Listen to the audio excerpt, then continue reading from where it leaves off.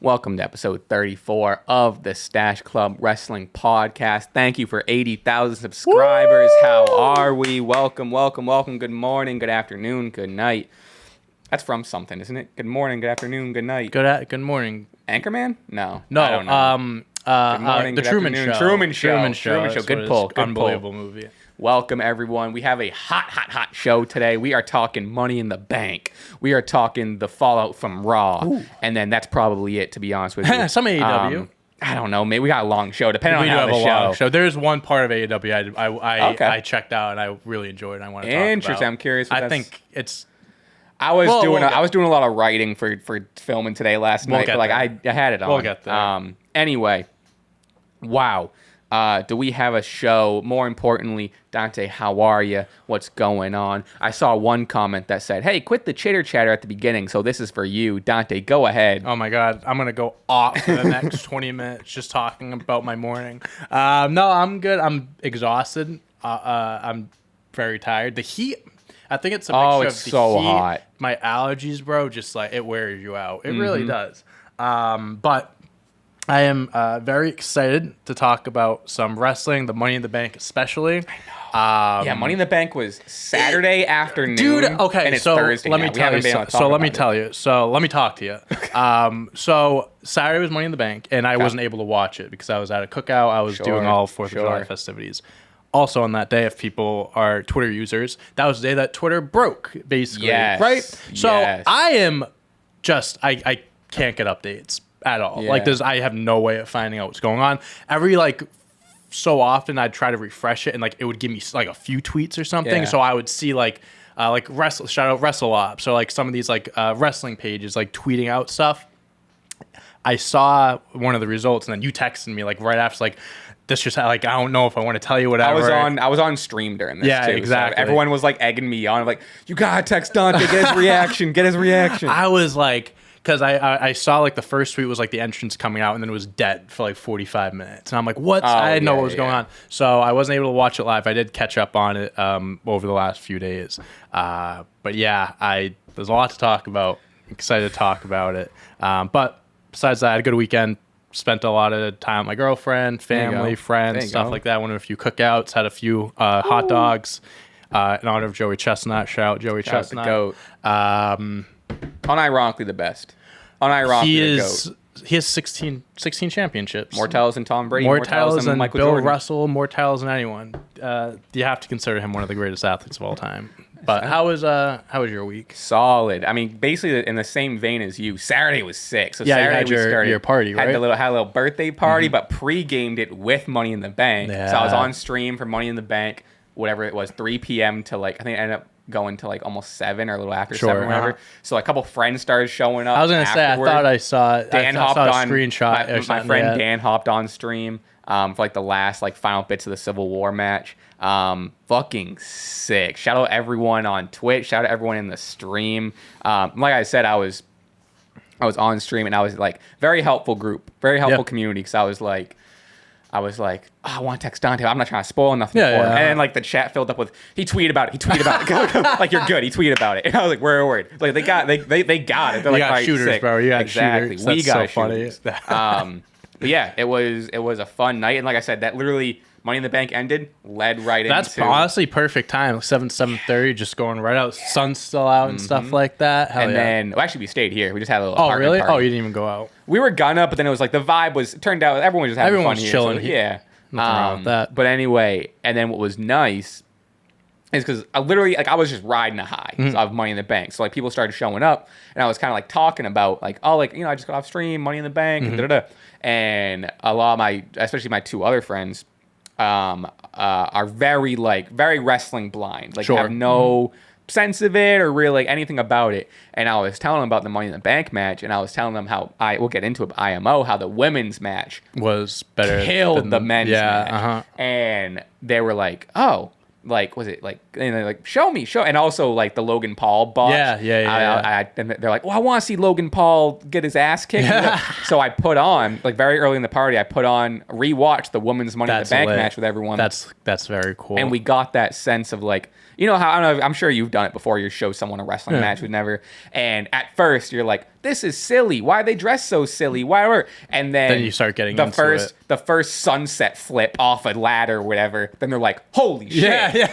Like you catch them doing their oh shit moments. I remember when we did the the reacts too. Remember when we did the Royal Rumble stream years ago, and your friends were over. And it was like we were talking about like Randy Orton and stuff. Like, we were like, that was funny. Like your friends were over talking, especially if someone has like at least watched it a couple years when they were kids. That's what I'm saying. Like they were like, oh, one of them was like, oh, Randy Orton's still around, or whatever. Right, it's very cool.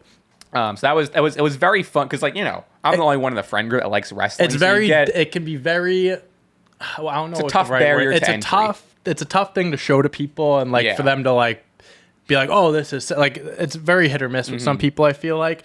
So it's cool when you show someone it and they're actually like receptive of it. Like, oh, wow, this is really cool. Sometimes you have to show them like a crazy spot match for them to be like, what? Because you can't show them. Yeah, exactly. You can't show them MJF and Bryan Danielson, the Iron Man match. People aren't going to be as interested. Yeah, people are going to be more interested. I think more casual fans are more interested in like the high flying moves, like those spots and stuff like that. And actually, funny as well. So the cookout I was at on the 4th of July, it was my girlfriend's cousins. And her husband, I've told you this before, he's a huge, in his garage, he has t-shirts, autographs, old action, like everything you can imagine in there. So I was there, like we were talking about Money in the Bank and stuff like that. He was talking, he's like, I knew Damian Priest was going to win. He goes, LA Knight was 2 over. He goes, all that stuff. And then his friend, his like childhood friend was there. And he's a huge wrestler. He goes, this guy right here. He goes, this is a wrestler. And he was like talking to me. He goes, pulls up the YouTube channel. He goes like, he's a wrestling fan, but like a legit wrestling. Like he actually knows what he's talking about. So me and his friend were talking about like our podcast and stuff, like 5-10 minutes. And he was like super interested in it and stuff. So I think we got a new subscriber. If you're watching, I appreciate you. But yeah, it was pretty cool because it's like it's one of those things that like talking about with other people. Again, it's just like not everyone's into it. Some people are like, oh, it's scripted, it's fake. They don't want to hear anything about it. Some people are interested in it. So it's cool talking about it with people that are, you know, interested, invested in it, and like having those conversations. I watched this. I'll send it to you later. It was interesting. WWE just posted it like a few days ago. It was The Undertaker and Mick Foley. I watched. Did you watch it? How fucking sick! So cool. Undertaker and Mick Foley reacting to their Hell in a Cell match. 25 years, crazy. Yeah. And so the reason you said something made me think of it is in that video, Undertaker and Mick are like mention offhand. They're like, yeah, we've been told that if someone's never watched wrestling or one of your friends never watched wrestling, a lot of people, this is their go-to match to show them like, oh, no, like, watch this. And that's the one that Mick Foley gets almost it. Died like 3 times during the match. What's crazy about that video is how like, because it's one of, if not the most famous, maybe next to Hulk and Andre, the most famous wrestling match of all time. And like Mick Foley is still like, damn, if only I landed this better, or if only I, like, he's still critiquing himself of like crazy. Of like this match. He said he's like, this match was great, it's one of the best of my career. But if only I got a little more height on that choke slam. And it's like, holy more height, bro. And Taker's sitting there like, bro, we had a great like relax. If I threw you down 2 more feet high, you're actually gonna die. Yeah, no, he's a perfectionist, but he really is. It says a lot about someone like him. He really cares about his craft. But yeah, super cool. They put out a few videos like that. They've done like, I didn't watch the Edge one. They had I think I actually did watch bits and pieces of that, but they have like reacting to the Royal Rumble match or reacting to this and that, like the Usos reacting to whatever. It's pretty cool. Like just seeing like their perspective and like reacting to it in real time. It's pretty cool. Dude, I watched this, since we're talking about YouTube videos we watched. Have you seen this? I saw something about, I didn't watch it, but I saw someone tweet or post about it. If you have an hour and a half, check out, it's called The Unreality of Pro Wrestling. It's by Super Eye Patch Wolf. I don't know who that user is. No idea. It just started popping up in my feed. Looking for something to watch while I was eating 3-day-old leftover pizza. Yeah. And this popped up. I haven't. I'm like 10 or 15 minutes away from finishing it. But it's like, I mean, it's everything. It's nothing new that we don't know. But it's like this person puts it together so well from the it's basically the bloodline story is what it is, but it's really the Roman Reigns story, and it starts all the way from like it takes this bloodline story and more in a larger sense the Roman Reigns story, and starts it from when he debuted with the Shield and connects it all the way until now. Wow. So it connects everything from how he debuted in the Shield and he was good in a group, and how he was kind of the less experienced one. He didn't have the charisma of Dean, and he didn't have the athleticism of Rollins. And then it goes through this whole arc of he was the chosen one, and how the WWE turned on him, made his life hell, like in real life for 4 years. Yeah, sure. And then it goes to the leukemia announcement. And then it touches. I'm not trying to spoil. I mean, we already know this, but, and then it goes into the pandemic era when he comes back with, and he's put on 25 pounds of muscle. Oh, yeah, it looks a lot different. And that stretch is like an hour of the video where it goes very detailed into. And one of the biggest arcs of it is when he won the Royal Rumble. Was that 2015? Yep. When he won the Royal Rumble, and it really breaks down like. And the reason it's called Unreality of Pro Wrestling, because then it starts to get into like the Joe, they said his last name a bunch of times. I still don't know how to pronounce it. Anoa'i. Sure, yeah. They go from like, this person talks about like, look at the facial expression when he's like won the Royal Rumble and he was supposed to be like on top of the world and the crowd turns on him. Yeah. And even after he came back in the Thunderdome and he won, came back in the Thunderdome and then faced Edge and Daniel Bryan at WrestleMania. And he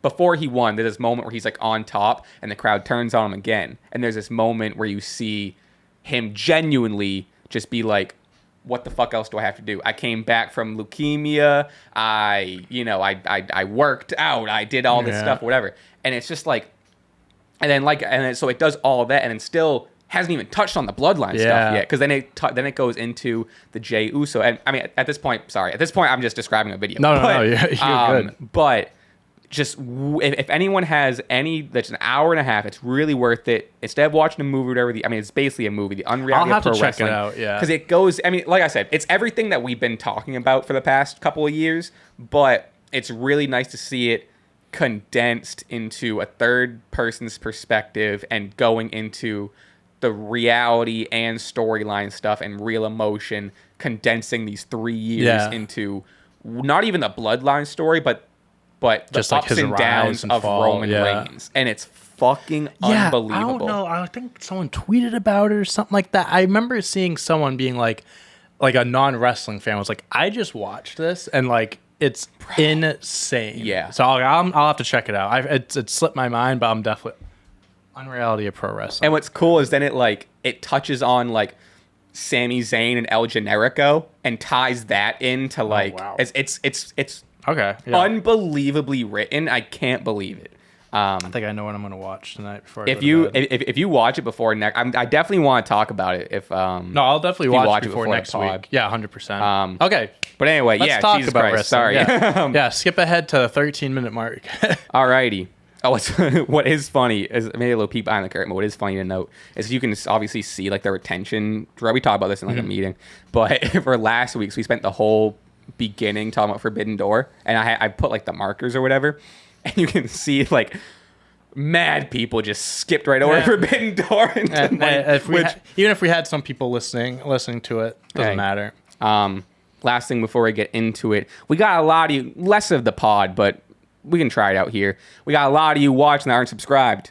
Guys. If you aren't subscribed, do us a favor. Check us out. Come on. Subscribe. We're closing in on 100,000. Come on, baby. I know you want to be a part of the club. I know you want to. More than likely, if you're listening to this, you're subscribed. We're gonna do the same plug on the fucking quizzes, but anywho, what do you say we dive in to WWE Money in the Bank 2023? Yeah.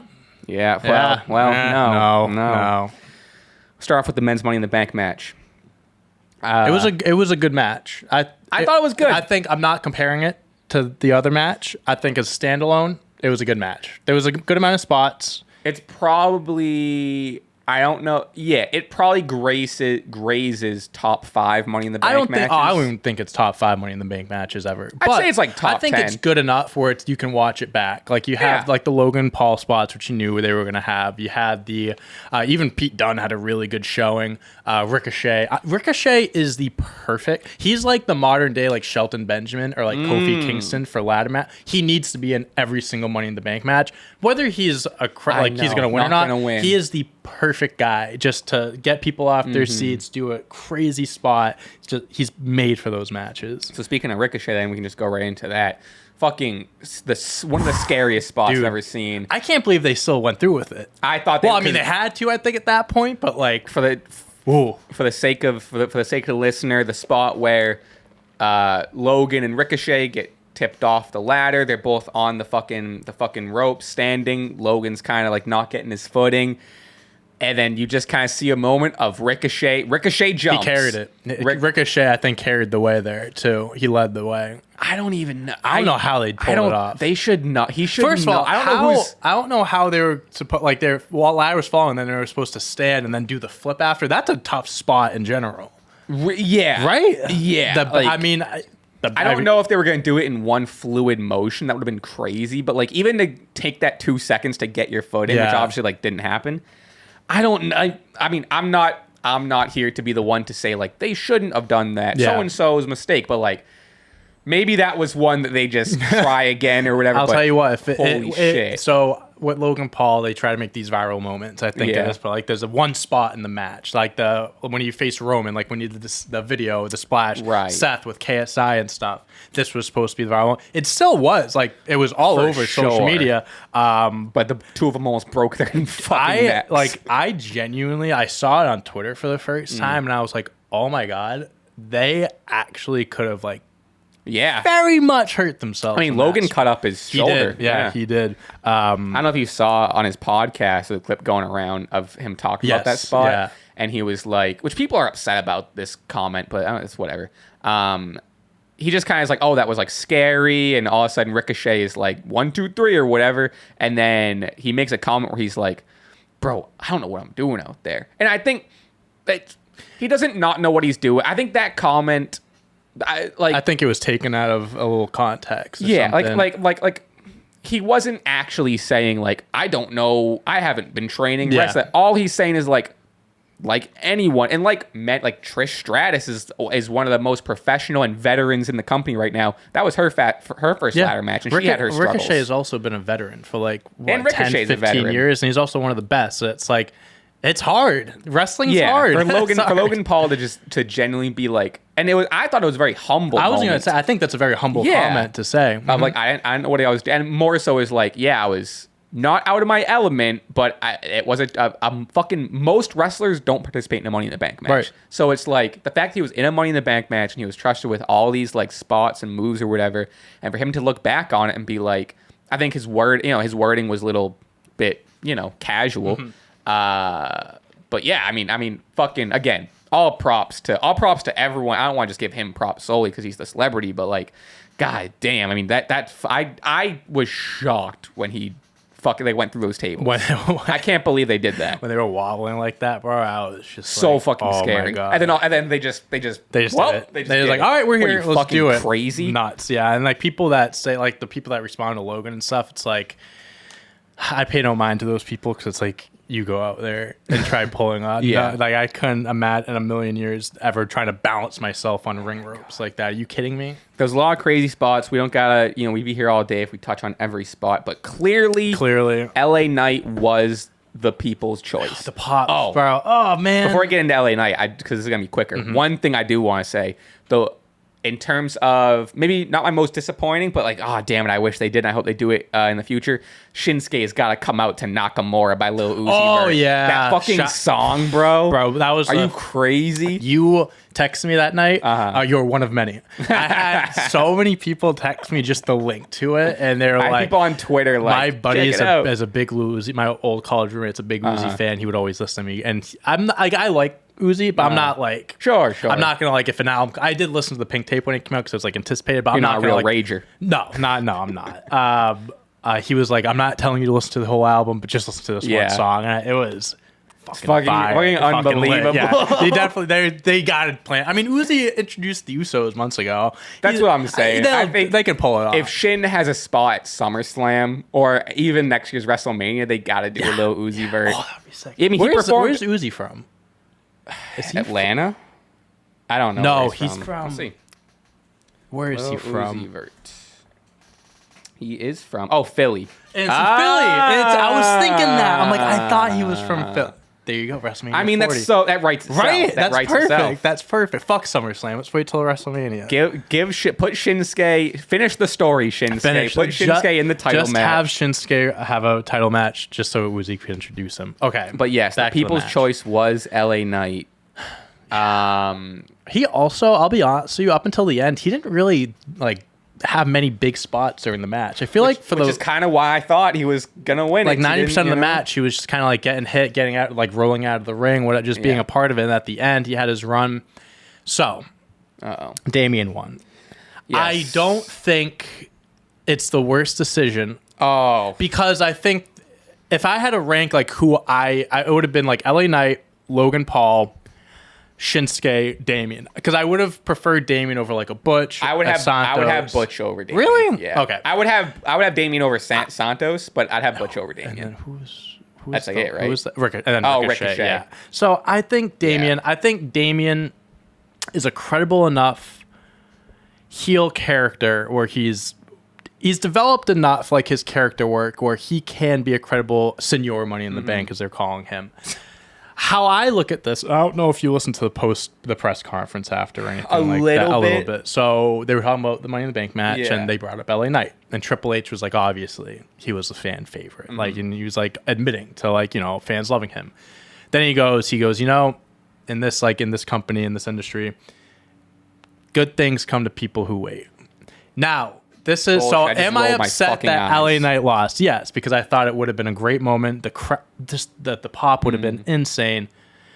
But I do understand the perspective of he's only been on the main roster since the end of last year, and in all reality, he really didn't start getting it going until he started feuding with Bray, because he was doing the maximum male models thing. That right. So up until January when he had the pitch black match, like he wasn't really whatever. So the last 6 months is when he really was building himself up organically. Like it was, the crowd was receptive to him. He's not the one going out there telling people to say these things. People are reacting to him saying, yeah, whatever. He did that himself.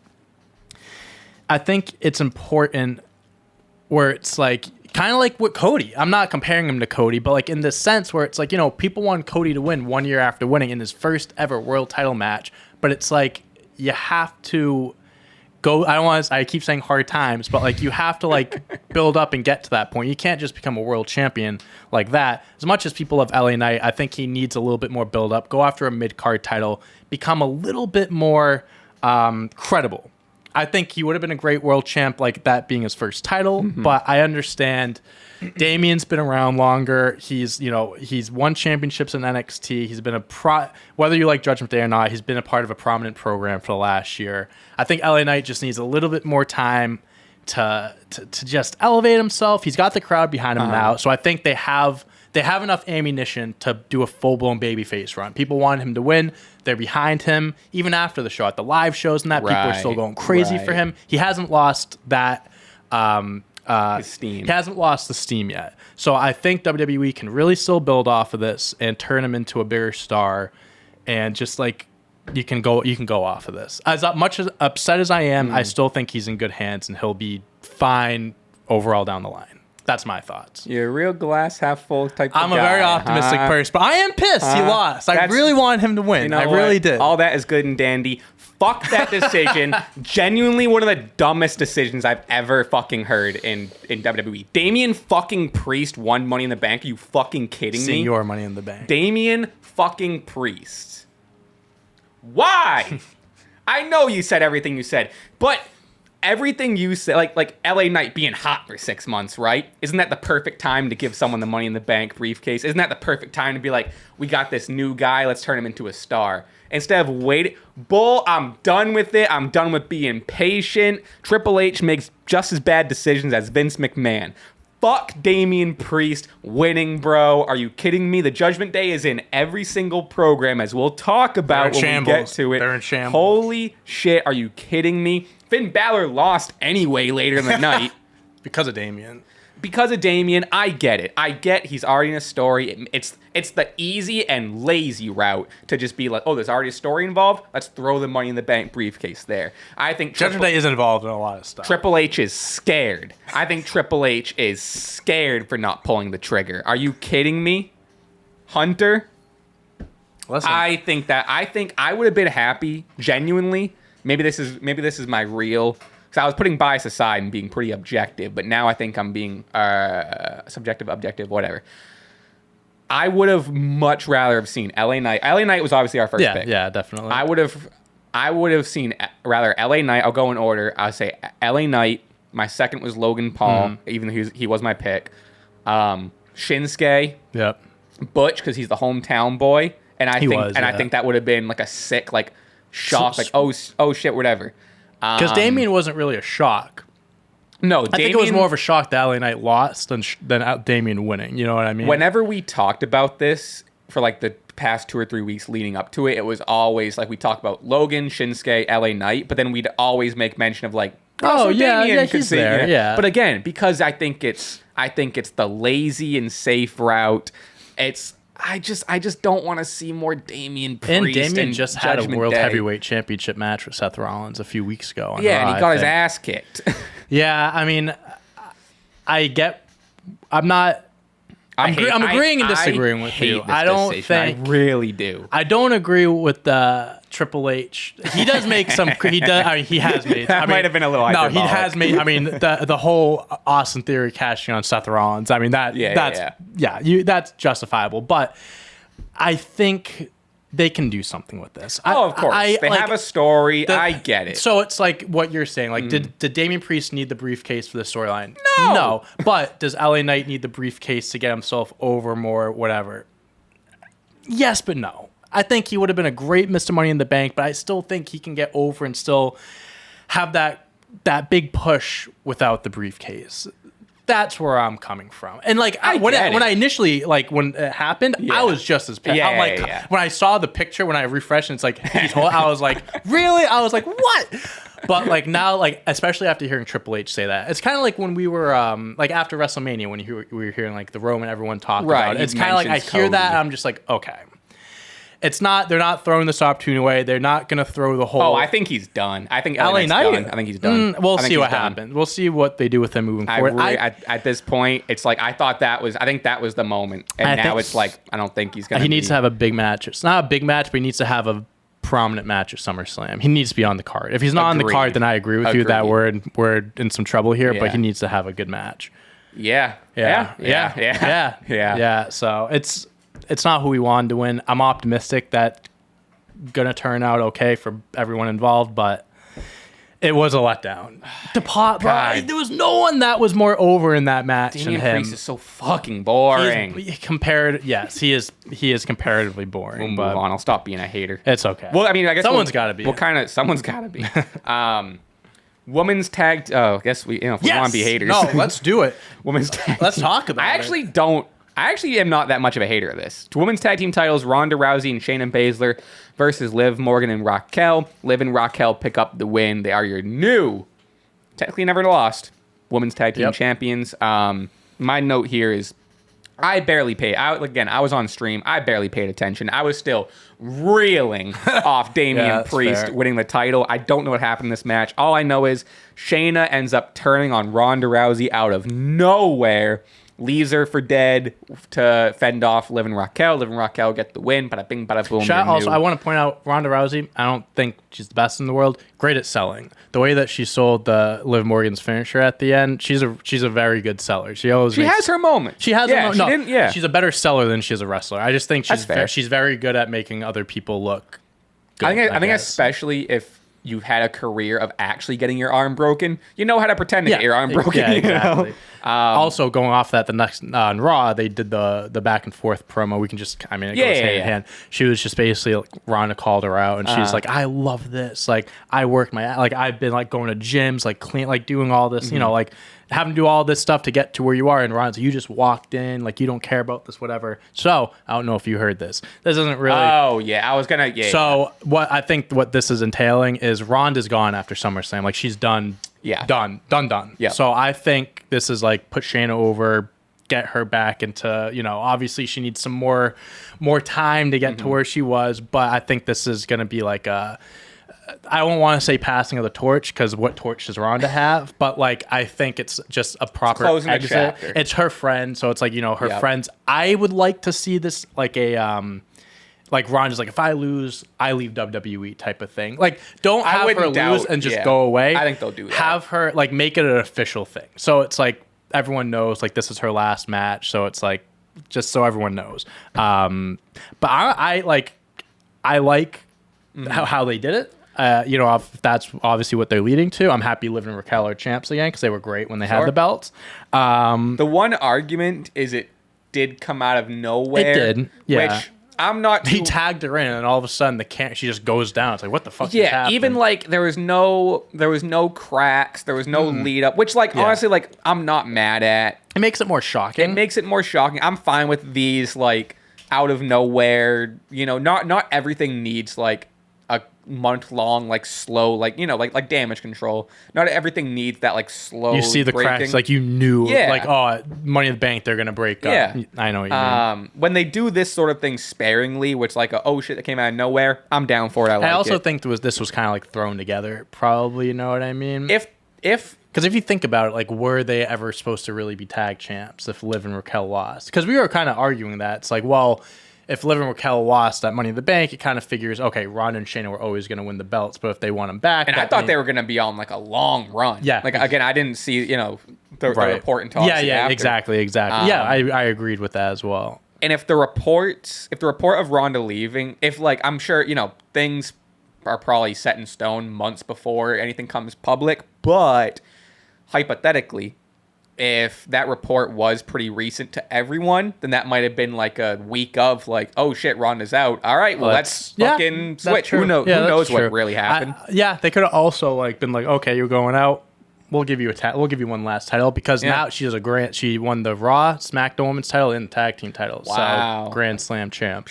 Whether you like her or not, she's won multiple championships during her time in the company. So. Intercontinental Championship match. Gunther defeats Matt Riddle in a match. It was a wrestling match. Yeah, it was a good match. It was definitely one of the matches of the night. Yeah, definitely. Sure. It was definitely on the card. Yeah, it was solid. It's probably one of Matt Riddle's best performance in recent memory. Didn't blow me away, but it was fine. It is not in the top whatever of Gunther his this title reign defenses, match. Yeah. I agree. But Drew McIntyre makes his return. Very cool.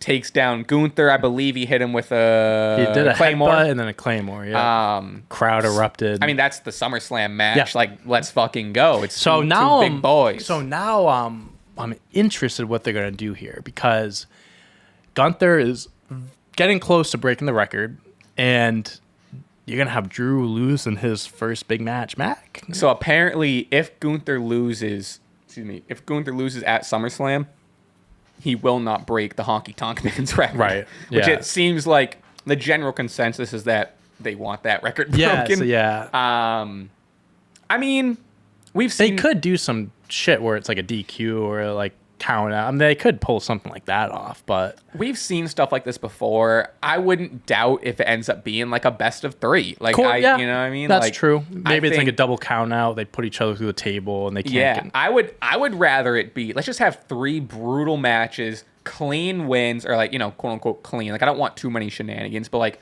first match, Gunther kills him. Second match, maybe Drew gets the upper hand, but...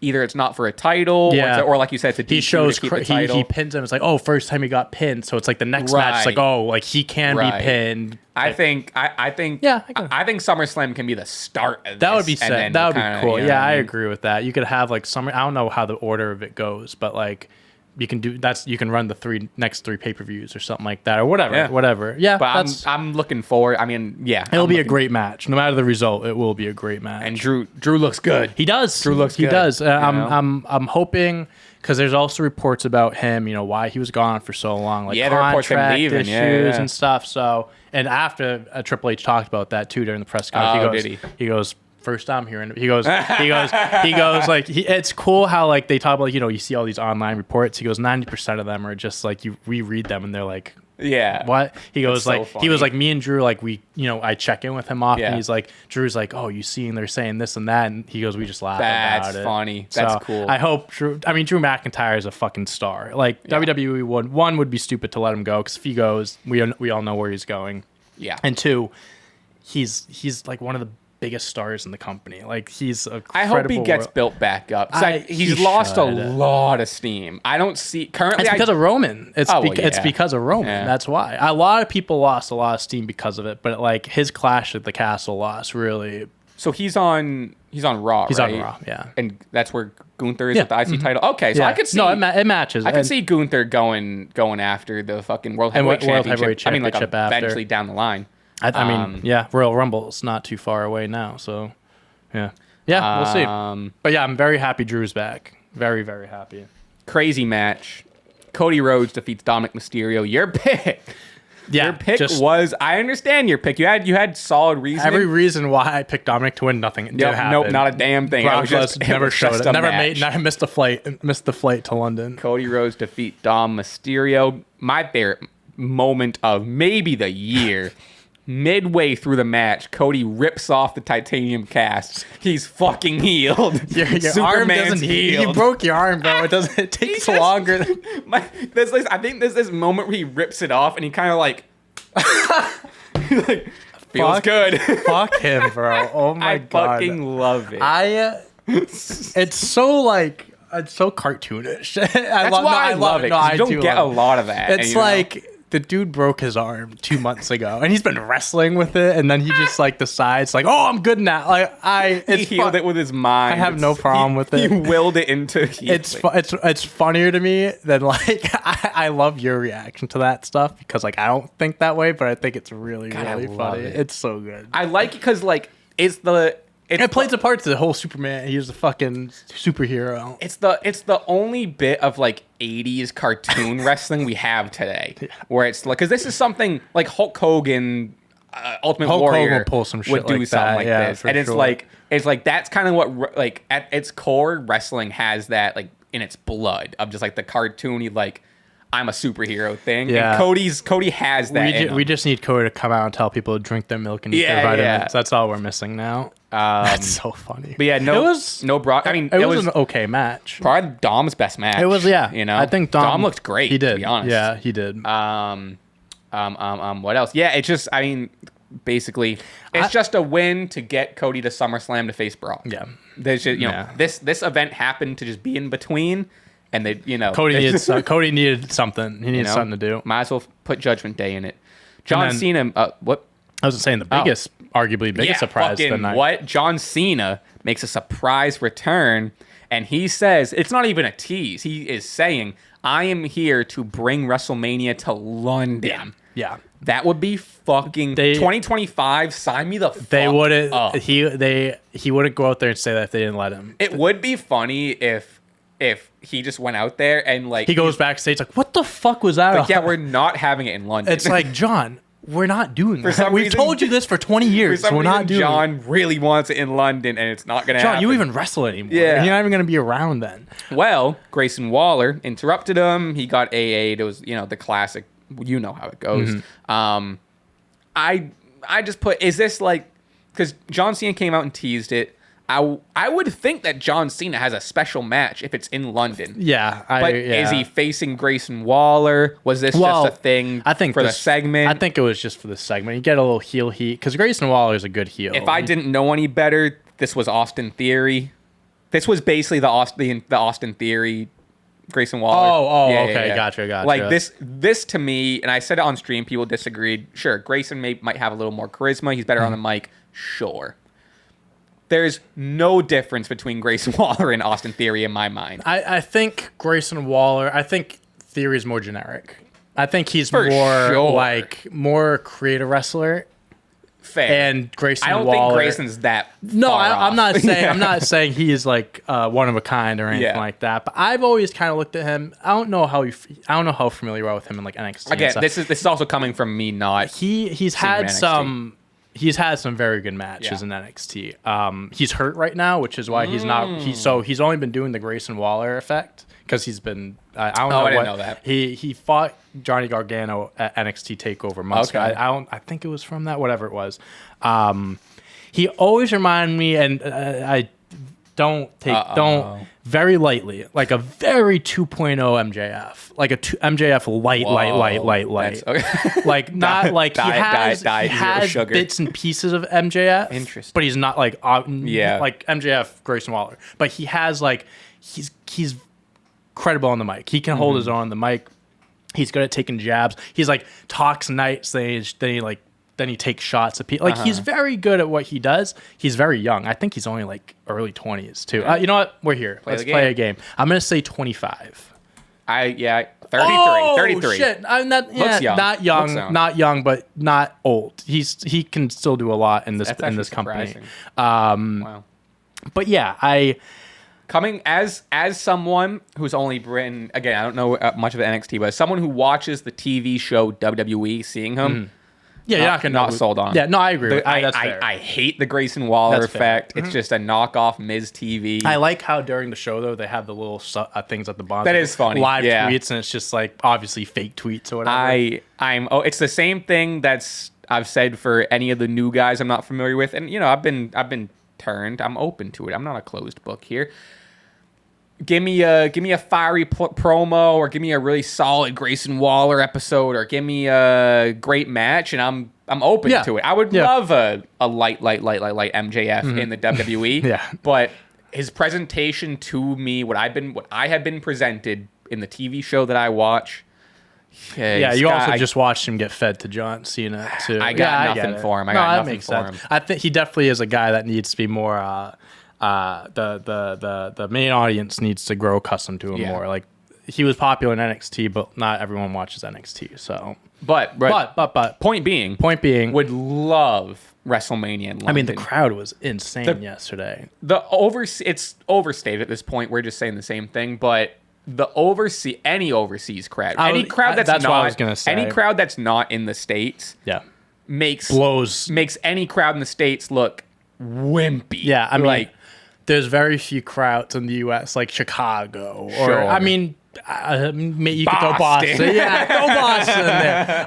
Like there are definitely New York even or something like that. Yeah. Like there are definitely crowds that are more energetic, more enthusiastic than others. But bro, you go overseas, and we've seen this just the last few pay-per-view. Oh my god, like Puerto Rico, Clash at the Castle. Dude, Money in the Bank in London. If that isn't a wake-up call to WWE to be like, we need to do more of these shows. Also, they're big arenas. You can sell like 50,000 tickets overseas. They do it at Wembley. Money in the Bank, I think, was one of the most profitable pay-per-view events ever. Yeah, I saw something. Some report. Yeah. And it's every single event that they do on is just breaking more and more. Right? It's crazy. I wouldn't be surprised. Like, all right, no more shows in the United States. Split it up. The big four, all the overseas. Yeah, it's pretty cool seeing them do that. Women's Money in the Bank match. We are cruising here. Arguably match of the night. I would say, I wouldn't even argue with you. I would say match of the night. Couple notes here. Then we can kind of get into it, or we can kind of get into it piece by piece. Well, your pick, we both had EO, right? Mm-hmm. Yeah, we both had EO. Zelina Vega looked great. I mean, everyone looked great. Everyone did their part. Zelina Vega had a couple of crazy spots, but notably she had a clean, has a couple different names, but the name I put is the Sunset Flip. It was very clean. Hits Zoe Stark with it. I mean, she might be the most underrated wrestler, period, in the company. Zelina? I love Zelina. She's so good. Yeah, her time is coming. She's definitely going to have a title run in the future. I love it. She's earned it. She definitely will. What else? I put Trish, and we kind of touched on this earlier, but Trish's first and probably last Money in the Bank match, and she got to check this off of her career bucket list. I mean, naturally, with age and an experience of a ladder match, I mean, that's to no one's fault. You know, she had a couple of slip-ups, but ultimately held her own. She had some sick spots. Anybody that's in their late 40s, 50s going into a ladder match, it's not going to be perfect. Becky and Trish had some nice back and forth. There was also a moment where they teamed up. Yep. And then toward the end, Bayley dumped Io Sky off the ladder at one point. So the cracks, I mean, this crack has got to be basically split at this point. Io Sky wins by handcuffing Becky. One of the most creative. One of the most, if not the most creative. I think this is one of the best endings to a Money in the Bank match. Period. I agree. Yeah, genuinely. Even the whole match, I think, was, I mean, just creativity wise, and what they did with the ladders was one of the most creative. But Becky Io handcuffs Becky and Bayley through the ladders, so they cannot go up or down. They're stuck handcuffed between the ladders, whatever. Io Sky climbs over Bayley to win, steps on her to win the Money in the Bank briefcase. Great decision. Great decision. Great ending. Great match. I loved when she won it, and there's a picture of like Becky and Bayley and their facial expressions. Oh yeah. Becky's just like, and Bayley's just like kind of like smirking, like, she got me on that one. Yeah. Io even hit one time. She hit this crazy fucking moonsault. Oh my, crazy. So well deserved. Very excited. I can't wait. I want Asuka to have a really good run, but I can't wait for Io to win. It needs to be Io versus Asuka. I can't wait. That's SummerSlam probably. No, I want Asuka to have a longer feud. I want her to have a longer reign. Mania. Yeah, I want her to have a longer reign. I want Io to hold on, because I said this. I can see at SummerSlam it being like Io versus Bayley for the briefcase. Like they'll probably you could run that. I want Io to have a solid reign as Mrs. Money in the Bank, and I want Asuka to have the belt just because Asuka deserves a solid reign. She's never had a reign that lasted over like 3-4 months. Let her hold it on for like half a year, and then you can do that. I mean, she's gotta. Yeah. When did she win? She won at Clash? No, she won at. What am I saying? No, not Clash. Fucking the Puerto Rico. No. Saudi Arabia. Saudi Arabia. She did. She did win at Saudi. I knew it was over. Huh? Spam. Hello? All right. Okay. Thought that would have been a funny calling in. bit. Hey, calling in Stache Club Wrestling Pod. I hear you're talking about Io Sky. That was almost funny. All right. Yeah, she won at Saudi Arabia. So that was end of May. So yeah, it's over a month and a half at this point. I knew it was one overseas. It needs to be a few more. It need to be a few more matches. A few more months. No, I agree. One note too.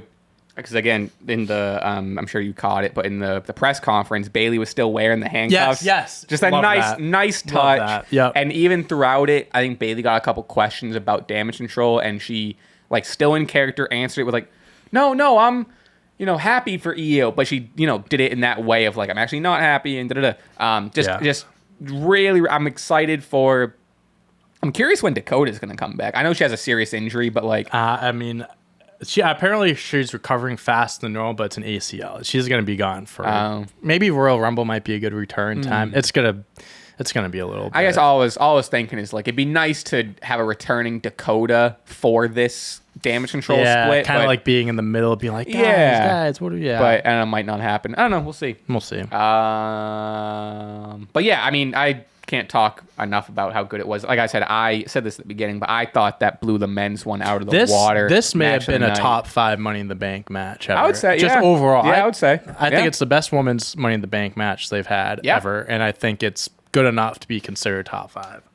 World Heavyweight Championship match. Seth Rollins defeats Finn Balor. I mean, these two have some chemistry. I really like this match. Yep. I wish it was a little longer. I think they could have had a longer match. I feel like they were 5 minutes away from really shifting. And we've said we said that many times at WrestleMania this last year. Like if they had that 5 extra minutes to just take that next level, I think it would have been like not a classic, but it would have been a much more memorable match. It was good. It was really good. But yeah, I mean, these two just have chemistry. Yeah. These two are two of the best wrestlers in the world. I mean, you're always going to get a good match. Damian comes out and teases the cash in. There was one point where, Finn, there was one moment in the match where Finn just hit the coup de grace, like on 3 separate he did it off the steps, he did it off the top ropes, he did it off the whatever. Saw Rollins was selling the rib injury. Yeah.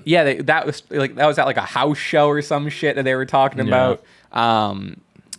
there's this one moment where Finn's about to get the win, hit the final coup de grace, and Damian stands up and kind of makes his way toward the ring as if, of like, oh, like the second that hits 3, I'm going to cash in on Finn.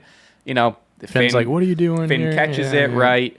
And that was it. No. Seth got the win, no cash in. Again, I'm being a hater again. I wish Damian just cashed it in and fucking lost. Or win. Who gives a shit? I just don't want... It would have made sense if Finn won and then Damian cashed it. So you can... I get it. Everything's around the Judgment Day. I'm kind of surprised they didn't I do understand that. Everything revolves around the Judgment Day, but at least that would have made sense. So... we'll get in. The next night on Raw, they did Seth versus Dominic. Right, and then as Damian was thinking about cashing Dom's in, getting the rub, bro. He is. Seth one night, Cody the other. He is. Damn, Dom. And then Finn comes out, beat up Seth. Yes. The whole... Obviously, something's going to happen with the Judgment. Either Damian's going to get kicked out or Finn's going to get out. I'm starting to think Finn's going to get kicked out. That's what I... Because it seems like everyone's hoping. going again. I would like Finn to get kicked out because I want him to go back on his own, go on a babyface Agreed. run, add someone else. Or even heel solo. I just don't like him with or the that. Judgment That's Day. fine. I want him to go back to being a solo wrestler. Because I want Rhea to be like the established leader. In all honesty, I wouldn't mind if they just... this is going to be music to your ears. Just break up. Because, thank like, God. I think Finn can go on his own. Damian, if they do something between those, like, you can have your own feud. What you can... One of them can be the face, one of them can be the heel, and then you can go off of that. And Rhea and Dom, I mean, they really do their own thing anyways. Right. So have them stay together. together. They've been... Don't break them up, because they're great. 100%. But, like... They've been by far the best part of Judgment Day, and they've benefited, I guess. I mean, they benefited from themselves, but if you want to say who's benefited the most from Judgment Day, it's been the Dom and Rhea pair. 1,000%. 1,000%. Priest has really just been, and this isn't even me just being a hater. He's like, been what there. has Priest? Yeah. He's been like he's kind of the muscle, But this now tension between him and Finn has been the most he's done in the Judgment Day since it's... That's fair. Since I mean, he was the creation. only one at WrestleMania that didn't have a match. Right. So, yeah, I get that. And then also, I mean, Finn, he's Finn Balor, but in terms of just the Judgment Day, it's not like the Judgment Day has stepped him up at all. You know what I mean? he didn't even start the group. He he took it over from Edge, right? Yeah. But I don't know. Here's the thing that people will be shocked about. I don't dislike the Judgment Day. I just don't like that they're in every segment. Yeah, and and they're involved in everything. Yeah. I get it. I'd be more than happy if they're just... I mean, fuck. Finn was in the World Heavyweight title match. Dom faced Cody, and Damian won Money in the Bank. They're literally in everything. Dom faced Cody, so that puts him in like the Brock Cody feud, or even triple threat match at SummerSlam. Brock, Cody, Dominic. We got it. Three Triple H, stages are you of hell. listening? 3 stages of Three hell. stages of Dominic. Yeah, I don't have much else. I don't know. The story writes itself. Maybe, I mean, I don't even know if they're gonna do it. It doesn't seem like they're like inching towards doing the men's or women's matches for a briefcase. Who knows? But they could do Finn. that's what I'm thinking. Damian. I would love. I mean, like, it would. It would have killed Damian. Now zooming out to the real life people, it would suck to see Damian buried. Like I am again. We're every time I'm being a hater. We're talking about the character. I'm talking in the context of a TV show that we're watching and the characters, but Damian is a very, very talented wrestler. Mm-hmm. He's solid on the mic. He's very athletic. Intimidating. He's has safe. that look. Yeah. He has the look. I get it. This is a entertainment podcast here, but no, it would be a shame if Finn took it and then all of a sudden now Damian's got nothing. And sure, as me being the Damian Priest hater, whatever, maybe a little different character change would be cool, whatever. But yeah, I don't know. I guess basically all I'm saying is I'm curious what they're gonna do from here, or what they're gonna do coming out of the Damian Finn feud, because someone's gonna have the briefcase. I wonder what the match is gonna be at SummerSlam. I can see them doing Finn Seth again, a rematch. Oh yeah, and then maybe something happens after that match with Damian. Or they could do I wouldn't mind if Damian, like if they're like doing the contract signing or something. Damian comes in, puts the briefcase online. I'm in the match, triple threat. That would be cool. And then that would be cool. Then you can have Seth still retain, or, you know, I mean, you can go any other way, but hypothetically, let's say Seth retains, and then there's, you know, Finn and Damian are the reason those two lost, like they each lose or whatever, because they're two or whatever. You can do like, and then that leads into Damian and Finn feuding. Yeah, I don't know. Yeah, or you can do something like that could be a good way for Seth to lose the belt and not eat a pin. That too. So it's like Seth was about to pin Finn and he throws him out the ring or something like that, or Finn's 100%. about to pin Seth and then he takes Finn and then he hits his. There's a lot you could do. That is a good idea. I like it. I think it's a good shock. I like it when it's like a surprise. Like Money in the Bank guy comes in, but I also think it's very cool when they announce it beforehand because it's like, oh shit, like it adds more to the match. I will one more note before I get into the Civil War. Damn hour, we are cruising. Hey, there was a lot to talk about.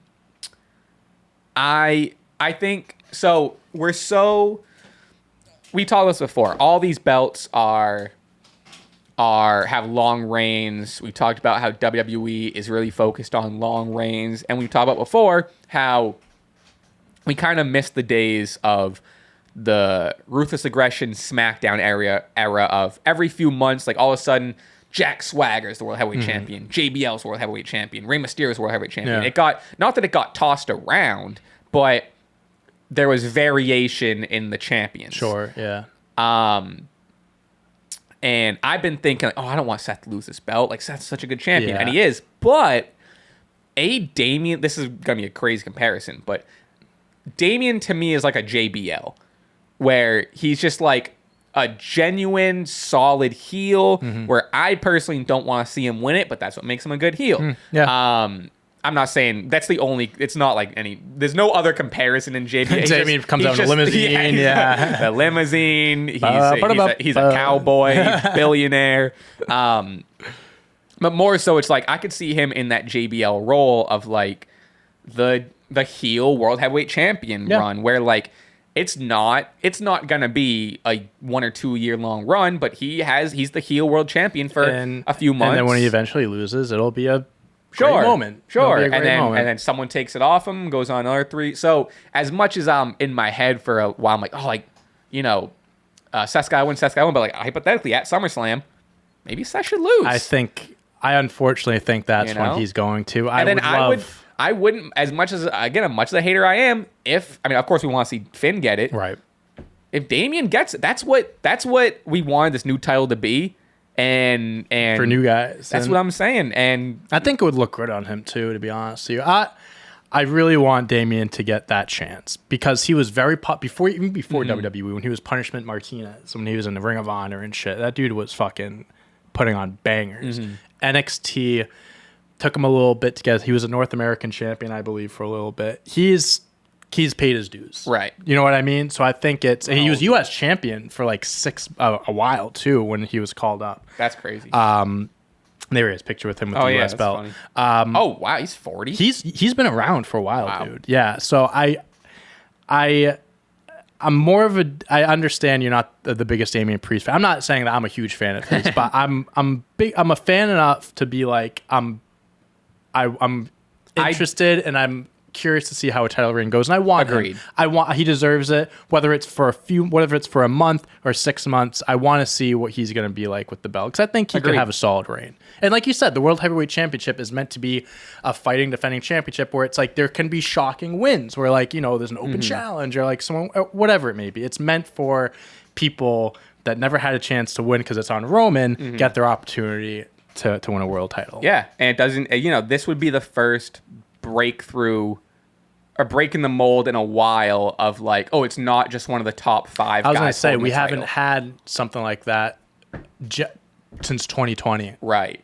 Yeah. And like even before. Not to beat a dead horse, but again, like seeing these guys graduate from like a mid-card role, like, again, like we've seen, like like a Dolph Ziggler winning it or a Jack Swagger winning it or the list goes on.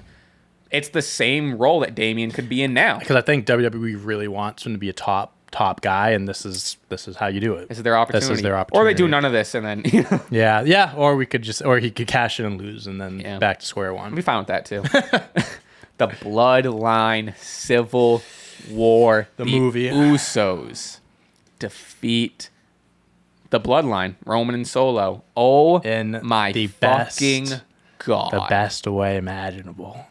Let me run through all the Let's beats. go through it step by step. I mean, really great showcase.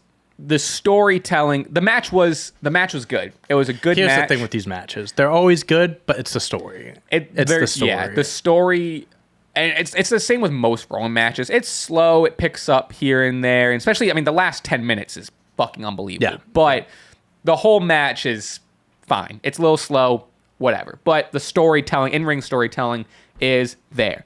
Jey and Roman finally get a moment to square off. Felt like a unbelievable moment when they're both in the same ring and finally get to put hands on each other in that capacity again. One more note, or not one more note, but a kind of a funny interjection. Paul Heyman holding all 3 fucking belts. He's the GOAT. Is so fun. And those we have this is a heavy. replica belt. They're heavy. Big, heavy belts. I think I saw something. They weigh like 40, 50 pounds. Like they're big belts, bro. Yes, 3 of them. And he like the whole match, he has to hold it. Like that's. And he's wearing a suit. He's dressed up. That's Or I'd be crazy. sweating my balls off. Jesus. Yeah, good for him. Makes him the best. Oh, and I don't even. This is a stupid note, but everyone's freaking out about this. One of the belts had Brock's plates on it. I saw that. It's been like that since last WrestleMania. When he beat Brock for the WWE belt, they never took the plates off. They just kept it on. Yeah, it's always been like that. Really? I don't know why people. I've noticed that. No. Really? I saw a picture of it like months after WrestleMania of last year, and it was still on. Is that the WWE Championship? They definitely didn't just like throw them on a few days ago or something like that. What I thought it was they just like. I mean, here's. That's more. Oh, that's like a edit. Photoshop. Okay. No, look it. He's got the Roman. What? And this is him. I could have sworn I've seen him hold it with the Brock thing.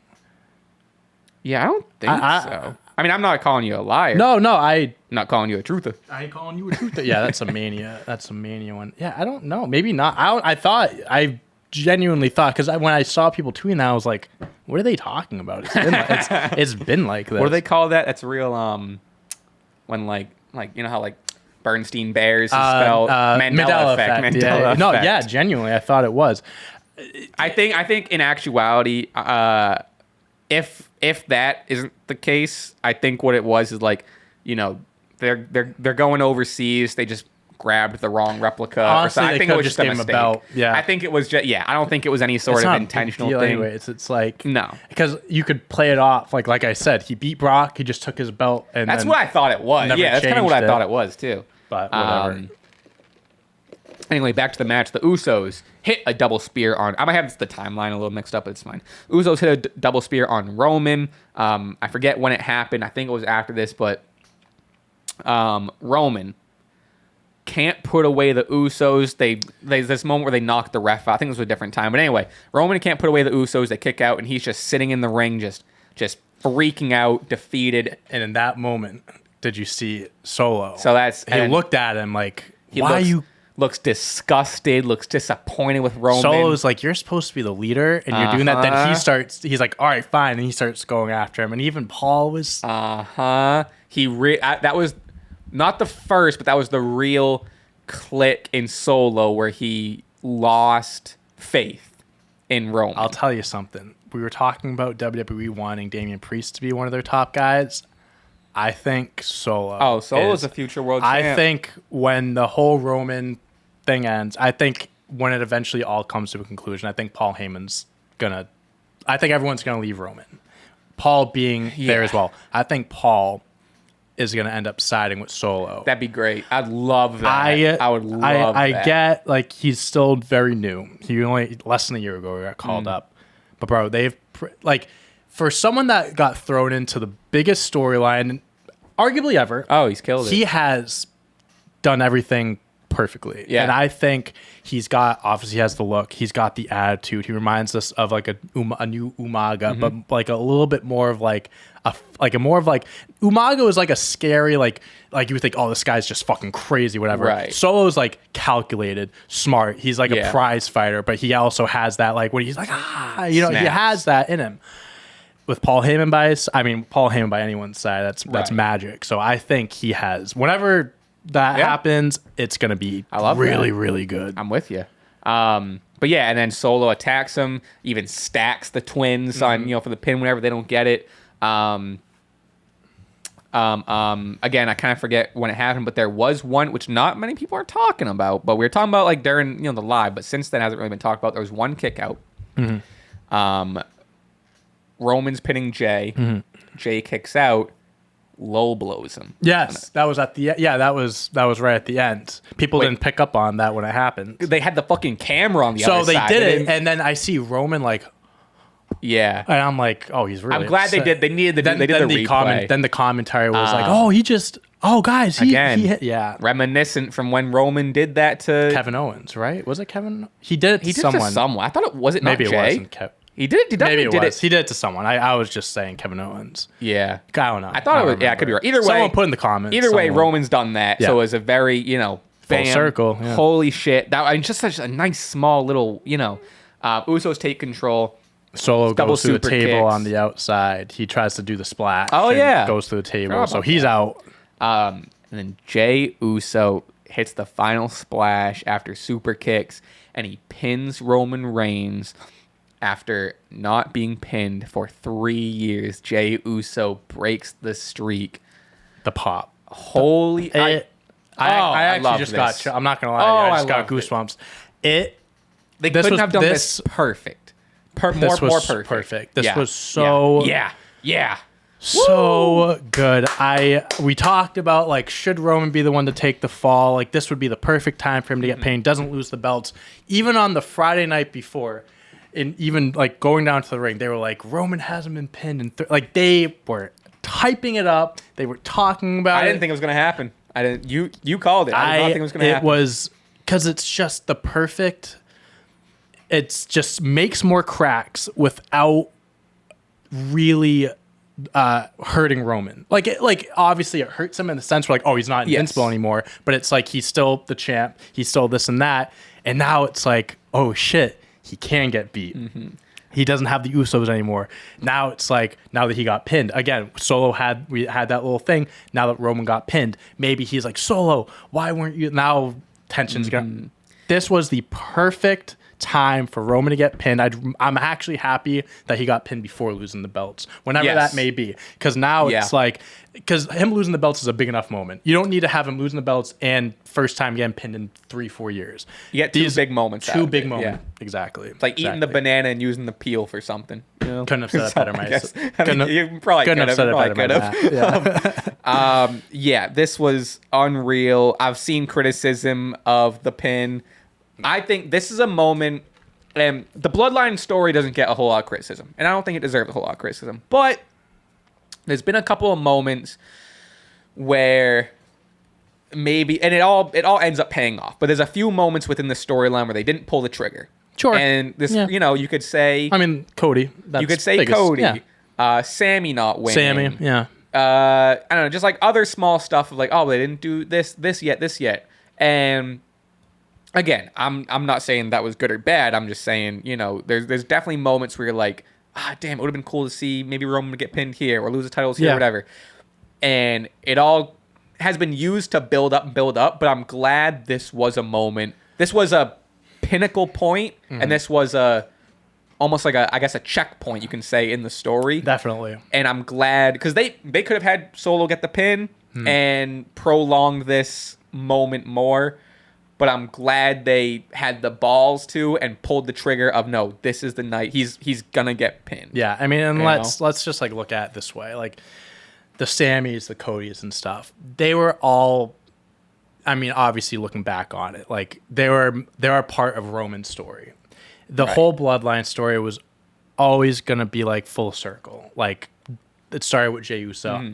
Is Jey Uso going to pin Roman? I would love that. I don't think that's how it's going to end. At this point, I don't want to see Cody in this story. No, I mean? No, because like again, like if this is just the Bloodline, Cody is just a chapter in the story. It really started with Jey, and if you want to do the full circle story, it ends with Jey, right? So it's really what WWE, how they want to book it, because they can do full circle with the Bloodline, or Roman beats his cousins, gets through them, and he's by himself, and then Cody beats him when he has no, like, you could do that too, but it would be pretty fucking cool because Jay, it's just the arc of Jay. It's just a tag team, one of the best tag team wrestlers of all time. Then he turns into main event Jay, the right hand man. Just over the years, he's done. You want to talk about guys that should get rewarded? Yeah.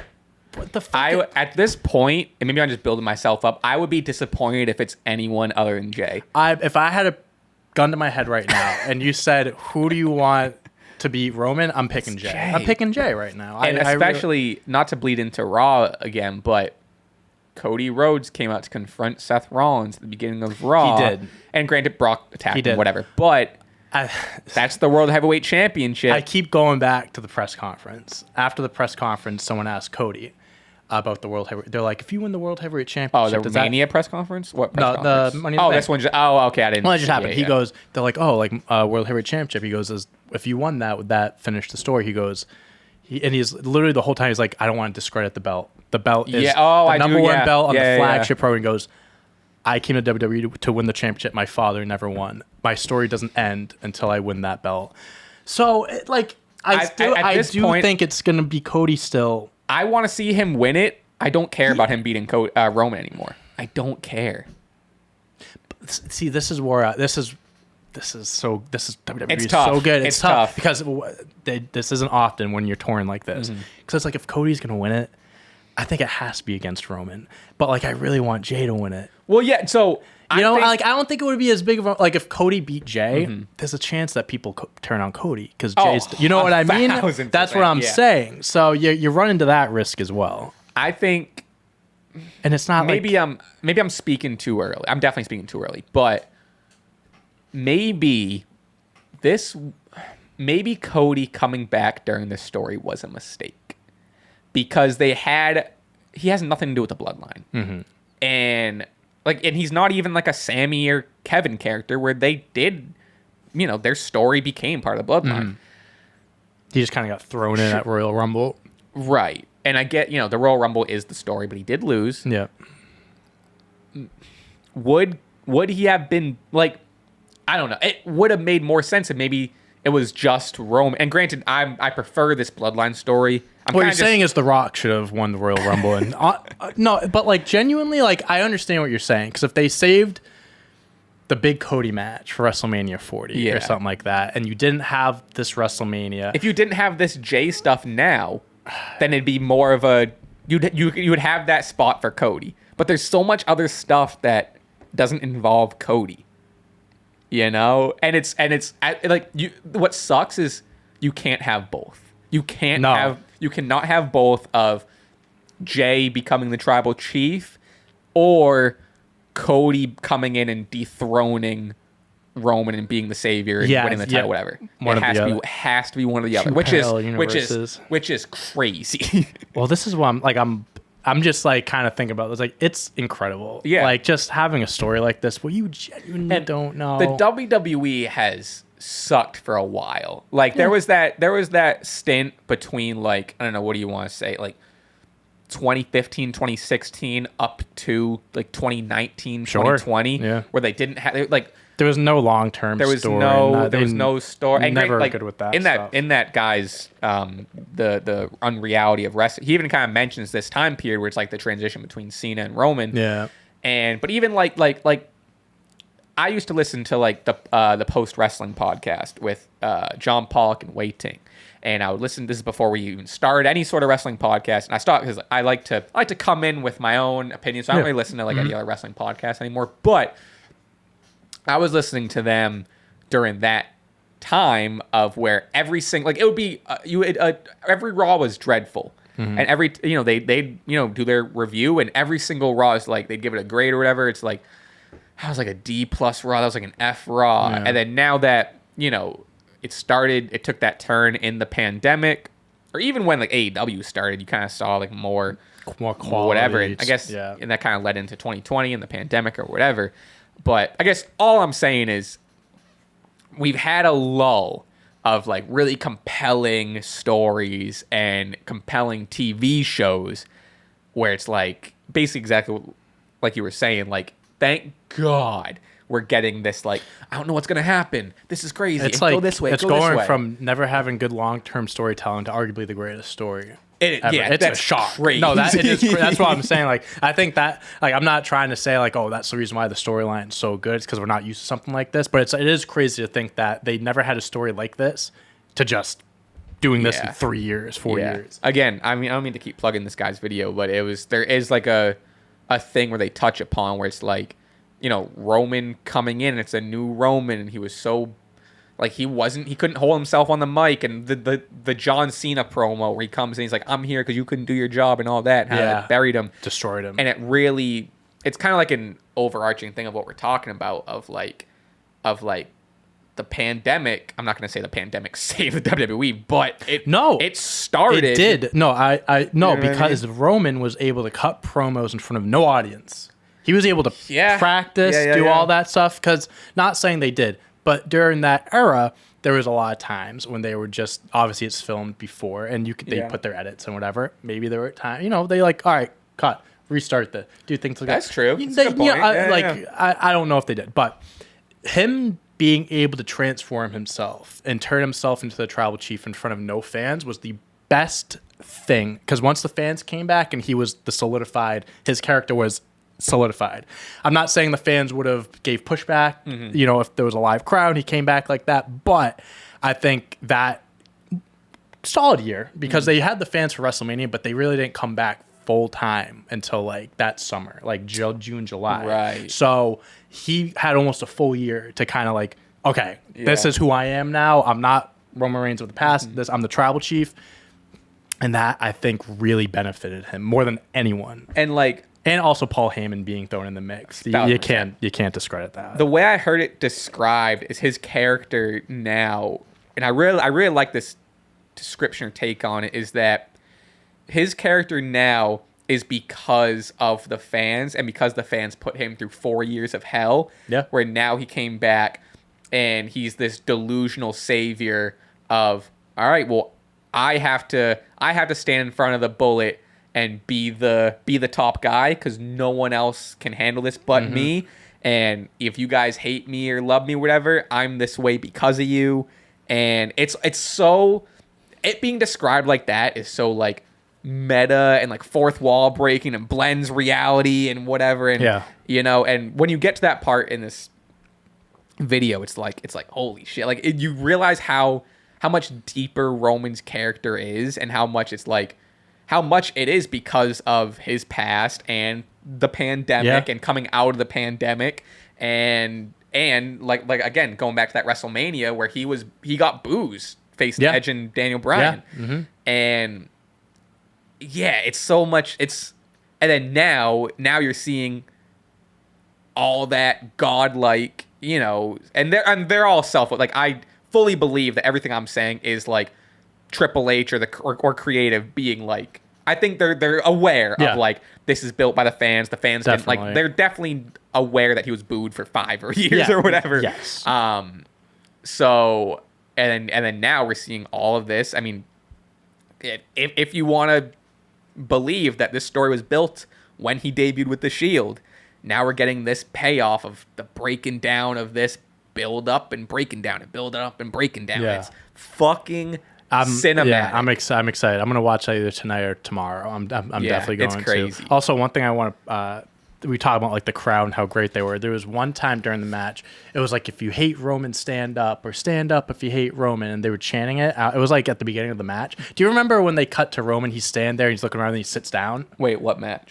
Sorry. We're talking about. I keep on going back. No. So I'm talking. Confusing I'm myself. talking about the Money in the Bank match. So they were chanting like, if you hate Roman, stand up, or something. And Roman's like looking around, and then he just eventually sits down. I didn't know what they were chanting at first, so I'm like watching. Yeah. I'm just like, I was like, oh, he's just. They're saying something. He's getting pissed, and I watched a video on Twitter, and they were like saying what they were chanting. I'm like, that's great. They also called everyone a wanker. Yeah, they're a wanker. So funny. So funny. Unbelievable. Unless it's something else. I mean, I think on SmackDown they're having the trial of the tribal chief. It's gonna be big time. I'm curious I'm curious if Sammy makes, because he had a lot involved. So I'm curious if Sammy stands trial just as a witness, just to be like, I witnessed it. You know what I mean? I don't know. It'll be interesting. And then a little business to take care of. I did retain the SCW Predictions Championship thanks to basically Cody and Dom. Yeah, who would have thought? Who would have thought? Came down to Cody and Dom. So. The longest reigning SCW Predictions champion. You gotta bring that belt. You gotta bring that belt. I know I do. Overall thoughts on Money in the Bank. I thought it was a phenomenal show. Yeah. I thought it was top to bottom. Yeah, I think it was very well done. Ton of surprise, like Drew returning, John Cena being there, Roman getting pinned, shocking wins. They paced it out well. Again, it sucks that maybe the women's tag match might have got overshadowed because of the shocking Money in the Bank win. Gunther and Riddle wasn't a banger, but like it flowed very. I think the match order was very well done. We will touch on the beats of Raw that we didn't really touch on or go as in depth on, but I feel like we basically covered everything. But like we said, Seth Rollins starts out the show. Cody Rhodes comes out, confronts him. We already talked about it, but it's, is he going for the World Heavyweight Championship? We want him to go for the WWE one, but circumstances, I don't know. Right. Brock comes out, reignites their feud, SummerSlam, bada bing, bada boom. Cody stood tall. Solid, that's SummerSlam. There you go. Not Cody. Brock, what a fucking... The guy sells like no other. When he took the Cody cutter, my God, he just... floated right into that shit, bro. He's so good. Dude, everyone knows this, but I think Brock Lesnar is one of the best WWE superstars ever. And I'm glad this is the conversation now, because for a while it was like Brock stinks. Brock only has so many moves. Brock, especially during like the stint where it was just he was Universal Roman. Champion for like 500 days and he wasn't around. But I'm glad now we're zooming back, and I think it's also because he's getting these other matches, and he's we got matches with him and AJ or him and it seems like he's having fun. He's having fun with it now too. He's having fun. He's able to showcase his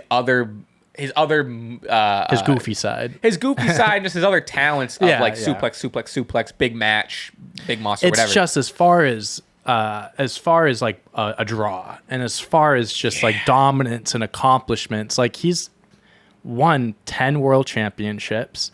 He's been like, I mean, even from 2002 to 2004 when he was around, he was arguably one of the biggest stars. Since he's come back in 2012, he's been back for 11 years, which is crazy to think about, has always been like the guy, like pinned under, like broke his streak, squashed Cena, held these championships. I still don't like the streak. I still don't like the streak thing. I still disagree. That's a questionable thing, but like at the end of the day, he is the guy that did it. I'm very happy he's like you said, I'm happy he's getting his flowers now. He's kind of, I've seen people consider him one of the best, but it's just, I want to note that. For sure. Oh, yeah. People talk with the Cenas, the Hogans, the Flat, and that's just, like, that makes sense. But, bro. I think because it's tough, but I think he's just always seen as the outside MMA UFC guy. But even though he started in WWE. He was like the NCAA wrestler, came to WWE, and then became popular in MMA. Like, I get that. Especially at this point, he's spent way more time in the WWE than, I consider him more of a WWE superstar in the UFC without a doubt. Yeah, 1,000%. But yeah, just want to give Brock his flowers. Damian Priest defeats Shinsuke. It's not much here than just, getting the Money in the Bank winner a win. I get it. Shinsuke blew Rhea a kiss. Dom intercepted it. I thought that was pretty funny. But this episode of Raw was not great. This was not a again, the A show's on Friday. Even on Tuesday. It might be on Tuesdays. NXT.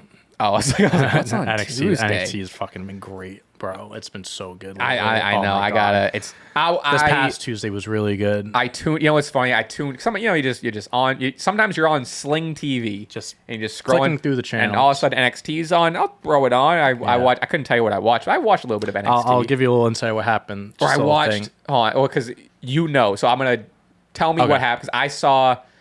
What did I see? I saw. It was like the tail end. Braun Breaker came out, and I can't pronounce his name, but whatever yeah. that guy. He came out to like challenge him or something. Sure. Yep. I saw a couple other things, but go on. So go ahead. The Creed brothers, and I've talked about them before. So they lost loser leaves NXT match. I did see that. Yes, they're gonna get the call up, which I'm hyped about. I love them. And then Baron Corbin. I don't know if you saw. I don't know if you saw this. The video package. The lone wolf again. Or no. whatever So he did a video where he's like he basically had it fired. He threw away the lone wolf gimmick. Happy Corbin. Oh, but didn't he come out to? He came out to his old theme song, but like the promo was he threw like his leather jacket in the fire, his like top hat in the fire, his like different things from each gimmick. Like when he was like depressed, I forget what. I think it was just sad Corbin something like or some that. He shit. had like the shirt with the stains on it, threw it in the fire. He's like, I gotta let go of my past and stuff like that to reinvent myself. So I think people are hinting that he's just going by like Corbin now or something like that. He's just basically talking about how like people have called me good, people call me reliable, safe. He goes, I'm done with that. I want to be great. I want to be one of the best. And it was a solid promo. It was a really solid video package. Okay. Video package. I don't know if he's gonna stay in NXT or not. But it was, I liked what they were doing. I thought it was cool. I've never watched a Baron Corbin match been like, I like that. He has always, I think he's always been the product of bad storytelling and just he's just kind of he was the king. I didn't mind him during when he first came out, when he first debuted on the main roster, the lone. Yeah, that was his best. Yeah, Lone Wolf. That was his best character work. And then I still didn't think he was anything that impressive in the ring. And then then he started doing like the King Corbin thing was a lot. I think the depressed Corbin was really good because he was just like all the backstage stuff. He couldn't get into the arena because they were like, "Do you have a ticket?" Had its funny moments. That had its funny moment. But he's always like he's a big guy. He's got a look like he's just always kind of been thrown into like weird shit. And I'm sure before Jay, he was the last guy to pin Roman.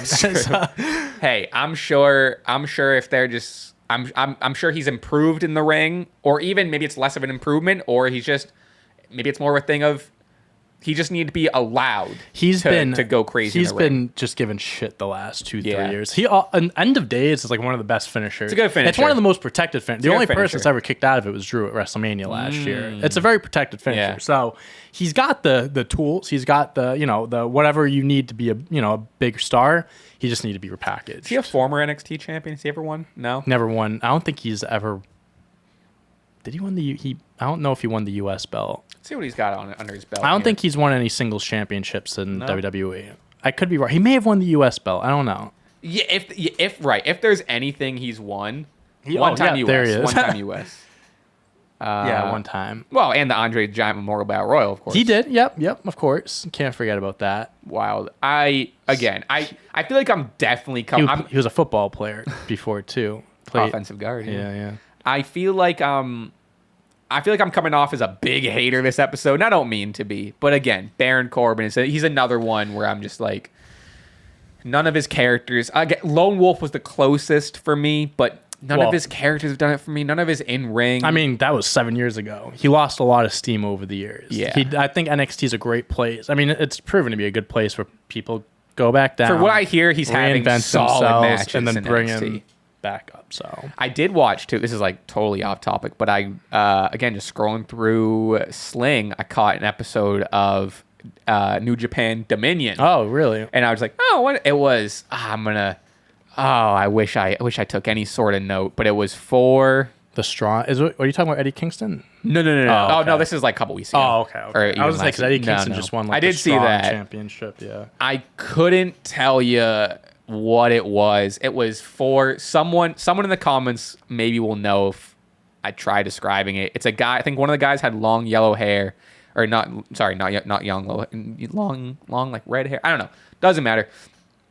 He beat someone for a title. It was some New Japan mid-level title. Either way, it was the first not live, but it was broadcasted New Japan show I watched, and it's interesting. Yeah. It's that because the crowd, obviously the crowd sits down, very it's different, quiet, very respectful and stuff. The in-ring performers, maybe they're not more vocal, but you notice more of the grunts and the sounds of the match. I remember when Mercedes Moné, Sasha Banks debuted, and people were like, "Oh, she didn't get a reaction, whatever." It's like, it's so much different. Yeah. Like that's that's how it's supposed to be. I don't even know. I'm gonna take 2 seconds to try to find what I watched, and then that's all I'm gonna do. Okay. Oh fucking! I have no idea. I don't Good know. luck. It's the Dominion's it's the TV show, right? I thought it was the weekly TV show. Maybe it's not. Was it this? I don't fucking know. I have no clue, it was dude. Not that. All right, doesn't matter. I wish if I anyone, could help you. Oh, wait a minute. It's this guy. Wait a minute. I don't know what it was. It doesn't matter. Okay. I don't know. I don't know. I wish like I said, I wish I took any sort of note. Someone will figure it. I feel like someone will find it with all the information you gave them. The littlest information. Yeah. Anyway, we'll carry on here. What do we got? And we talked about this. We talked about the Shayna and Ronda thing, but we talked about the whole I hope Shayna just gets a good push after this. Me too. I want her to get built up. I want Shayna to have a good push, and I want the best for Ronda. I want her to go out. I want her to go out on a solid note, looking like a Hall of Famer. Sure, but like she will. She will for sure. Let this be a good and impressive Ronda match, because I think she's capable. Let people remember her for this match. Yeah, I agree.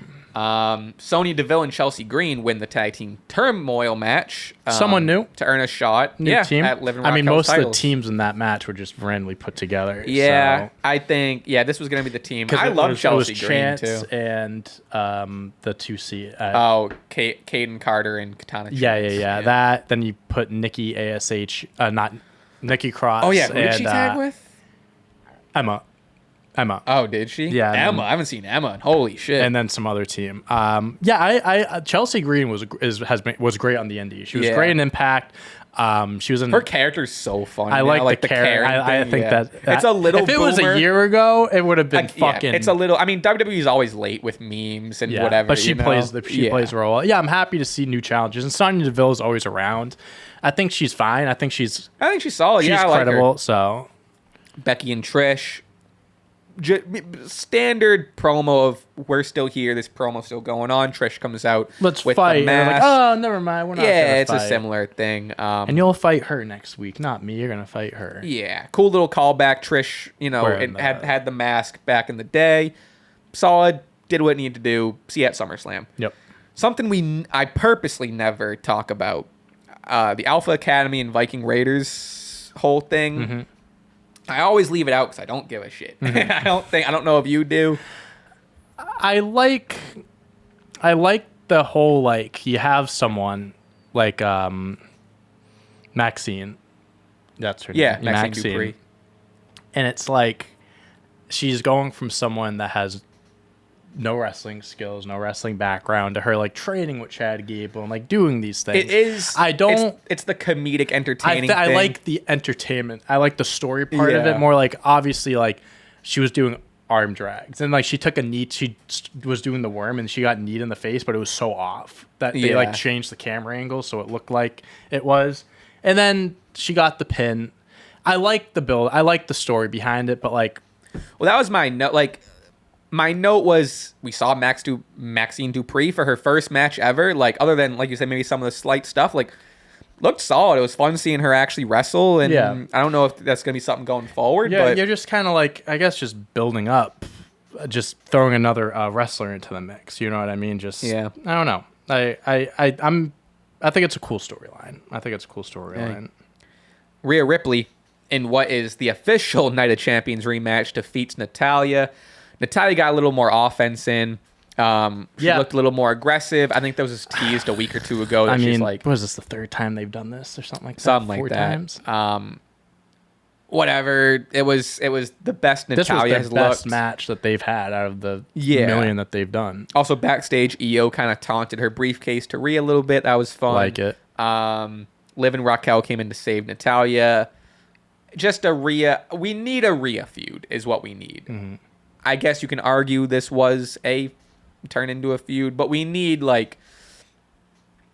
something here. Yeah, we need something. All she's defended the belt against just Natalya and Zelina Vega, and not for nothing. I love Zelina, but it's she hasn't had a credible opponent. The Zelina match was good. No, though. it was good, but I'm Zelina saying match like was she's good. never faced someone that's like, oh, this person can win. Because I think it's like it was Rhea's first title defense. She was gonna beat Zelina, and Natalia ain't winning a world championship. So Matt Riddle defeats Imperium's Giovanni Vinci.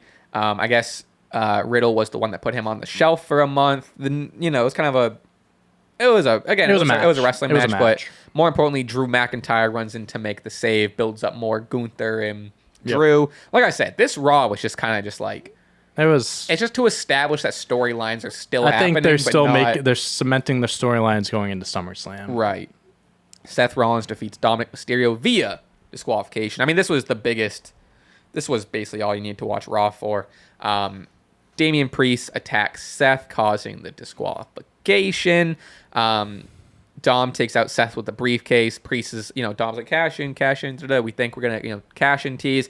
Finn comes in. We haven't seen Finn all night. Finn comes in, attacks Seth, inadvertently or advertently, bumps Damian out of the way. Seth, whatever, gets away, free, no cash in, bada bing, bada boom, that's Raw. And then, like, at the end, they were like, Damian's like, this isn't about you, this is about the Judgment Day and stuff like that. That makes me think Finn's going to get the boot because he's kind of like, that's just what like, it seems like. He's like doing his own thing now. He's not, again, thinking about what's better for the group, what's better for himself. So, yeah, I mean, I really think that, I unfortunately think that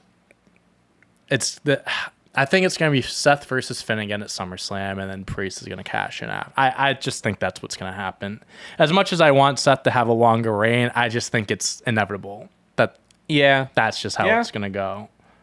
Yeah, which it is what it is, but yeah, imagine how much more exciting this would be if LA Knight won. Like imagine how we'd be talking right now. And then what if LA Knight comes in at SummerSlam? And what if LA Knight? Yeah. Well, what are you gonna maybe do? Next year. maybe next year. And that is that's the quick little hour and a half. Nothing crazy. What did you want to talk about on AEW? Oh, the MJF Adam Cole. Oh, so fucking fun, dude! So fucking good. Love it. Better than you, baby. Like we're better than you, baby, dude. It's just MJF is. He's such whatever this iteration of his character I don't know, like he's supposed to be a heel, but like he's doing goofy shit and people are chanting MJF. I think what it's gonna turn it's obviously gonna turn into a turn. MJF's gonna turn on him. He's gonna turn on him. Yeah. It seems very like a la Chris Jericho, he's Kevin the Owens. Fans on his side, and then it's a best friends thing. Yeah. But this, like, I think on Twitter I called it like this dude bro version of MJF, and he's like, and like there's even a clip of like Adam Cole's on Twitch, and he calls in. Yeah. He's like, "Hey, bestie, what are you doing?" And like, but he even boundaries Max boundaries. He even still has his little shit MJF stuff where he's like, "What? You aren't playing video games like a fucking nerd, are you?" Like he still has that. Yeah. And then like the whole time he goes, double clothesline.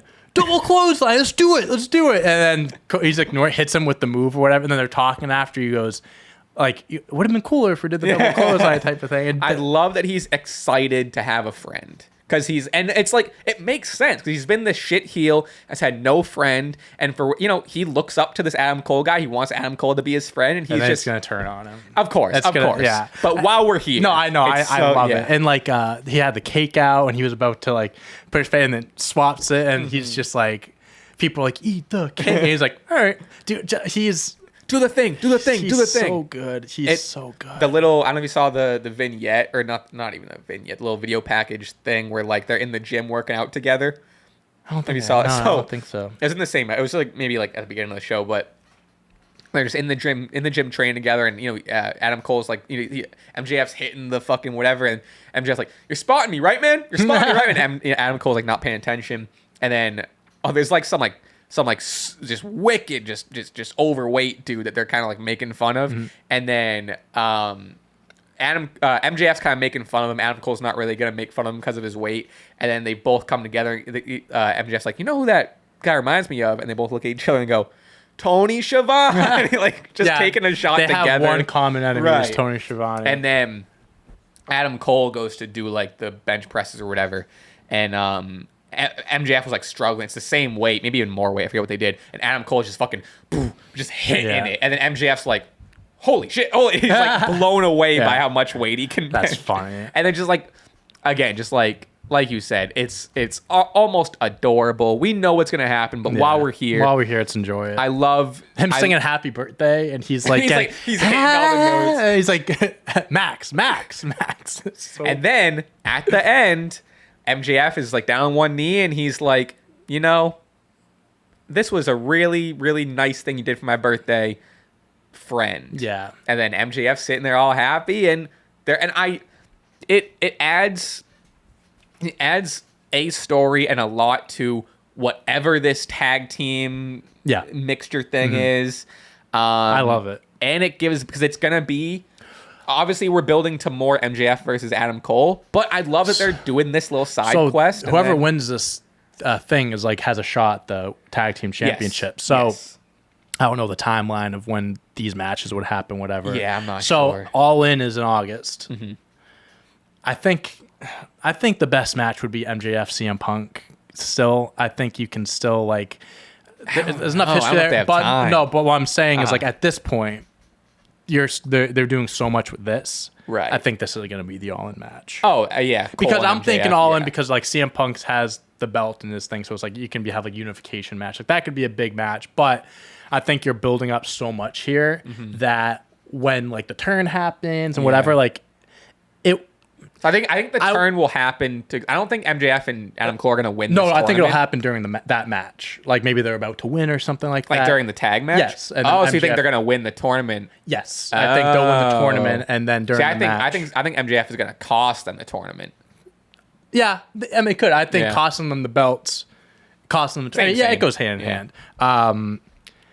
Like Adam Cole's a big name. I'm not trying to discredit him, but like CM Punk MJF, I think carries a little bit more weight. Right. But if you build this up, it could be better than MJF CM Punk. Yeah, and like now, like I mean, they haven't really. I guess they're starting to build toward it, but like, I wonder what Punk's gonna do it All In. Maybe he's not even there. I don't know. I have no. I mean, he should be there, but I don't know. Interesting. It just seems like when is All In? Like the exact date. The beginning of August. Is it? See. I was thinking end, but I don't. Oh, you're right. August 27th. Okay, so you got a little over a month and a half. That's plenty of time. Yeah, they're definitely gonna do MJF Adam Cole because let's say they do the tag team thing. They do this for another month. Then you have half a month to build up that match. I'd imagine they'll do. I mean, granted, Blood and Guts is in a couple weeks. Do they extend the Elite and Blackpool Combat Club to then? Yes, yeah, they should. They should. Interesting. They should. I'm curious. Interesting. Yeah, they have a lot of work. They have a lot of stuff set up for All In, but I wouldn't. I think what you were about to say. I think they have a lot of work to do. They have a lot of work to do. They have a lot of like different storylines, matches they have to figure out because they could, like I said, CM Punk MJF would be really good. But if we're going off the story and what's hot right now, MJF Adam Cole is the best. I'm glad you brought that up because that was my favorite part of Dynamite by far. Mm-hmm. So fucking funny. I didn't really